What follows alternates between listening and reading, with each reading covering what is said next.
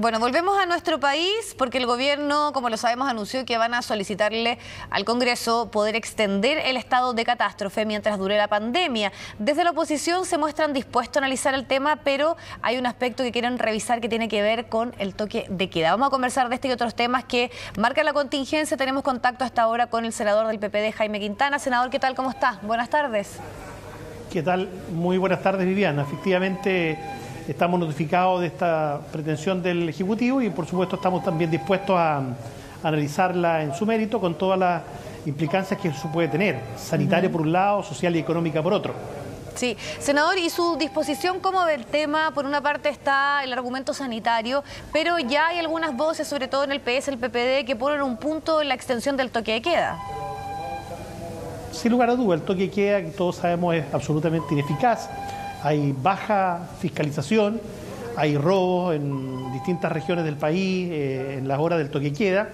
Y la pregunta es, bueno, ¿cuál es finalmente la utilidad práctica en términos de seguridad que está significando para los vecinos? Entonces, creo que hay que poner en la balanza, desde luego, y en primerísimo orden, los temas sanitarios, pero nunca hay que perder de vista que esta es una emergencia también social y por lo tanto los ingresos a la familia también son importantes. Nosotros como Senado hace 2 meses atrás aprobamos un proyecto de acuerdo donde le pedimos al gobierno, a los distintos ministerios del área económica, medidas concretas para el mundo gastronómico, hotelero, turístico, y es un sector que está muy deprimido. El gobierno ha privilegiado los grandes centros comerciales, los moles, pero ha desatendido todos los establecimientos de comida pequeños, muchos de ellos de un solo local, ni siquiera de cadena, que lo han pasado muy mal y que han tenido momentos, ¿no es cierto?, para poder recuperarse lentamente, y por lo tanto nosotros queremos poner mucha atención a ese sector también en lo que va a ser este proyecto que envía el gobierno. Senador, ¿y ahí cómo se puede dar esta lógica de, ya sabemos, algún punto que se hacen sectores de revisar el tema del toque de queda con darle esta posibilidad al gobierno de extenderlo por un tiempo más? Porque, claro, ha durado más de un año y por eso es que se le pregunta ahora también al legislativo.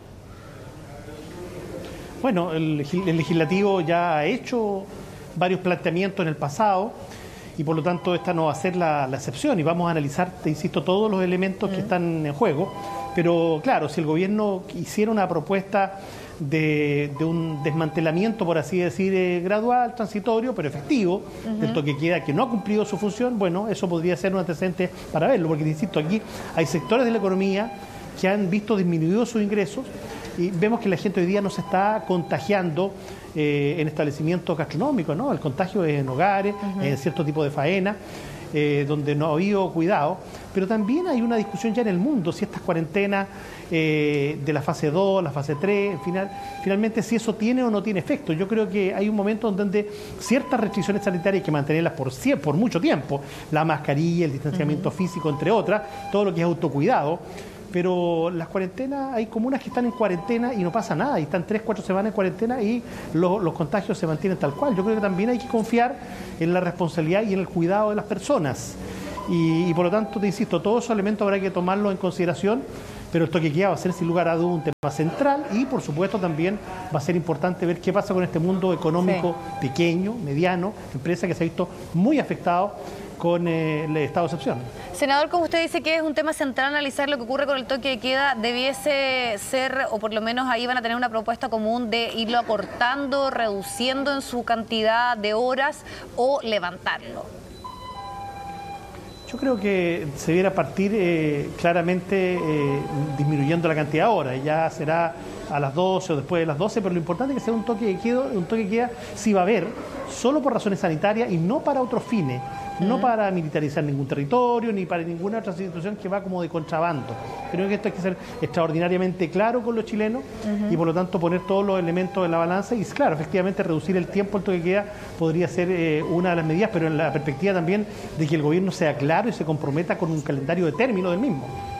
Sí, senador, ya que usted dice que aquí puede que se busquen otros efectos y menciona militarizar ciertos lugares, está en discusión lo que ocurre en la Araucanía, usted además también es parlamentario de la zona, se analiza el estado de sitio. Bueno, y es en respuesta a ese tema donde precisamente el presidente Sebastián Piñera habla de el estado de catástrofe versus el estado de sitio. Entonces, ¿cómo también se analiza este aspecto que tiene que ver con un control social, territorial, de otra índole, más allá del que tienen meramente relación con la pandemia, con el control desde el punto de vista sanitario? Bueno, son temas distintos, son instrumentos jurídicos distintos y no es bueno que se mezclen. Por un lado, claro, el gobierno ha dicho que no a las pretensiones de la extrema derecha. Yo diría bastante irresponsable. Cuando se habla de estado de sitio no se está buscando en ninguna solución a las víctimas inocentes del conflicto que estamos viendo todos los días. Aquí lo que el gobierno, nosotros echamos de menos, de hecho lo hemos planteado recién a propósito de la discusión de un feriado para los pueblos indígenas que se está votando en este minuto en el Senado. Hemos planteado también que el gobierno tiene que intentar recuperar el diálogo que inició Alfredo Moreno, ministro de Desarrollo Social, el año 2018. No nos olvidemos que cuando asume el presidente Piñera en 2018 compromete paz y diálogo en la Araucanía, y la verdad que nada de eso ocurrió. ¿Por qué? Porque se privilegió una agenda represiva del Ministerio del Interior que tuvo preeminencia sobre la agenda de desarrollo social. Esperamos que hoy día eso no ocurra, digamos, que esa señal cambie y que sea efectivamente el diálogo y no la militarización lo que termina, porque seamos claros, el problema es que aquí no somos claros con los chilenos, tenemos hoy día debilidades estructurales, objetivas, que todos sabemos con nuestra policía. Entonces es fácil decir no militarizar la zona. Si los efectivos del ejército, que uno lo ve en los camiones, solo están haciendo tareas de apoyo, no pueden intervenir, porque, como lo saben muy bien los militares, su expertise es para la guerra, su expertise es para la defensa nacional, y es bastante residual el rol de ellos en materia de orden público. Su preparación, su expertise fundamental es las tareas de la defensa nacional y no los temas de orden público, y eso lo sabe el gobierno, y a veces abusa de ello porque tiene sectores de la extrema derecha que presionan al gobierno y le dicen queremos ver a los militares en la calle, como si eso por sí solo vaya a resolver el problema, cuando ellos no pueden intervenir en hechos tan violentos como los que han ocurrido hoy día, donde la crisis en la Araucanía se ha seguido agudizando, donde la grieta se ha seguido ampliando y tenemos víctimas inocentes de este conflicto día a día. Ahora, profundizando en aquello, ¿cómo ve la respuesta? Se habla de este llamado a una unidad o un gran, podríamos decir, pacto, pero también, al parecer, algunos que han estado en esas conversaciones dicen que no hay un aterrizaje, un detalle concreto en cuanto a medidas. Entonces, ¿cómo mira y analiza lo que está ocurriendo en la zona? Y ahora que estemos concentrados nuevamente en un debate que tiene que ver con extender o no el estado de catástrofe, más allá de una discusión que se sigue, podríamos decir, extendiendo o no dándole una suficiente respuesta a la problemática que se vive allá. Sí, yo creo, Viviana, que lo central acá es que el gobierno retrocedió en un discurso bastante auspicioso que se veía en 2018, dialogante con un ministro de Desarrollo Social, y finalmente se optó por no asumir ningún tema. O sea, creo que lo más grosero, por así decirlo, fue el incumplimiento de la ley de la CONADI, la ley indígena, ¿no es cierto?, 19.253, que lo que hizo el 2020 fue la más baja ejecución presupuestaria desde que existe esa ley. En los casi 30 años de existencia, 29 años de existencia de la ley indígena, se dejó de gastar los recursos por una decisión política del gobierno.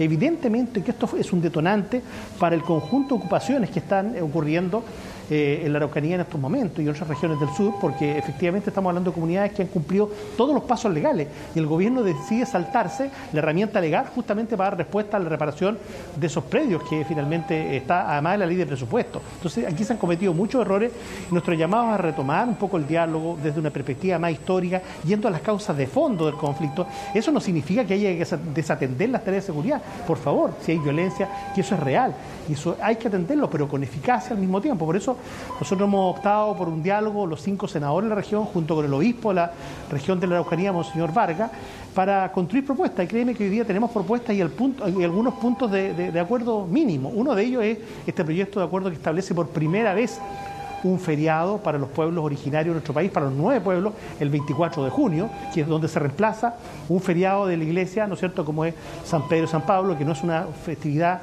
de precepto de la iglesia, por lo tanto no es de aquellas donde se obliga a los fieles a asistir a misa, sino es un feriado. 8 feriados tiene la Iglesia Católica de 16 que tiene todo el país. Sabemos que hay que mirar los temas económicos también, y eso es lo que estamos debatiendo en este momento, donde podría ser por primera vez este año la primera ocasión en que tengamos feriado, como una forma también de reparar el daño que se le ha ocasionado a los pueblos originarios de nuestro país. Eso sería el 24 de junio, reemplazando el feriado que usted menciona, 24 de junio, claro. El 29, exactamente, claro. El 29. Ya, y existiría ahí probablemente un consenso para aprobarlo.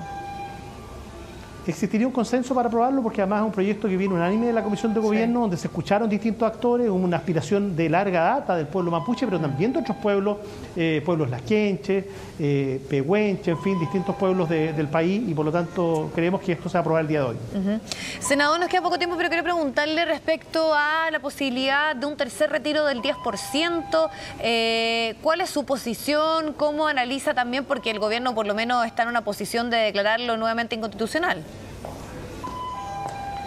Mira, así como siempre dijimos que el primer retiro, y lo apoyamos con mucho entusiasmo, era necesario porque en ese momento no estaban teniendo lugar apoyos económicos especiales para las familias afectadas en el marco de la pandemia, no es que hoy día abunden los apoyos hacia esas familias, pero hoy día efectivamente hay un proceso de vacunación en marcha, donde el gobierno se ha involucrado y nos alegramos que eso se está haciendo bien, no solo con el gobierno, con la atención primaria. Todos los funcionarios municipales de Chile, de los 345 municipios, algo que no se dice, están volcados vacunando personas, ¿no es cierto?, y logrando contener este virus. Entonces tenemos por otro lado un lento, incipiente reactivación de la economía. Claramente las condiciones no son las mismas del primer retiro ni del segundo retiro. Pero además de eso hay que mirar los datos objetivamente. Tenemos 3 millones de chilenos que ya no les queda un peso de saldo. Entonces con todo eso creo que vamos a tener que mirar, no hemos hablado todavía cómo posiciona el tema, ni siquiera como bancada, lo conversaremos en los próximos días, pero efectivamente hay que ser muy responsable con los pensionados que podrían verse también afectados. Senador, y para terminar, la discusión respecto a hacer el proceso de elecciones en 2 días y las dudas que algunos plantean en la seguridad, en que se genere un clima de confianza a todo el proceso. ¿Cuál es el análisis? Porque por lo menos el gobierno ya tiene listo, y ya entiendo que ingresó esa normativa para que pueda ser en 2 días. De nuevo, la dimensión sanitaria, salud pública, la protección, el cuidado de nuestros adultos mayores es un tema de primer orden que hay que poner sobre la mesa. También hay que considerar que esta es una elección, ¿no es cierto?, con 4 papeletas distintas, y eso lo hace de suyo complejo y lento, que puede ser un proceso engorroso también. Entonces, en función de eso, yo creo que es razonable mirar, ¿no es cierto?, abrirnos a ver la posibilidad de 2 días, no para separar un día con una encuesta o con un recuento preliminar, o un día la elección de gobernador, otro día la municipal constituyente. No, yo creo que aquí o lo separa más bien para dar facilidades especiales a adultos mayores un día, no sé si exclusivo o no, hay que verlo, o parte por la mitad del padrón. Pero el proceso completo en 2 días, no separando por las elecciones. Pero no separando el tipo de elecciones, porque eso podría ser muy injusto para alguna de ellas. Yo creo que hay que dar las facilidades para que haya una altísima participación. Todo indica que la elección de constituyente genera también mucho interés, pero también la elección municipal y gobernador regional son bien regladas. ¿Y usted estaría dispuesto, o por lo menos tiene disponibilidad a que se pueda hacer en 2 días, su apoyo?